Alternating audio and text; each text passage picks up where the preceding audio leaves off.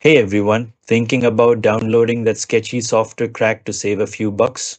Hold up, let's talk about why that's a terrible idea. Cracks need deep system access to bypass licensing, and guess what? That makes them the perfect hiding spot for malware. We're talking Trojans sneaking in backdoors for hackers, keyloggers stealing your passwords and credit card info, ransomware locking up your files and demanding cash, or crypto miners secretly burning out your CPU. Yikes, right? Here's the kicker: some cracks disable your antivirus or trick you into turning off your security. That means infections can slip through without you even noticing.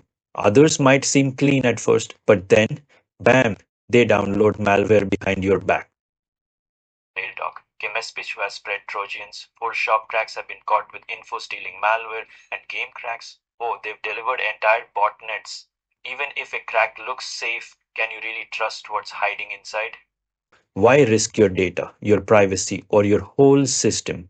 Ditch the cracks and go for free open source alternatives instead. Need Photoshop? Try GIMP. Microsoft Office? LibreOffice has you covered. Your wallet might take a hit with legit software, but is saving a few bucks worth losing everything? I don't think so. All right, let's hear from you. Have you ever used a crack?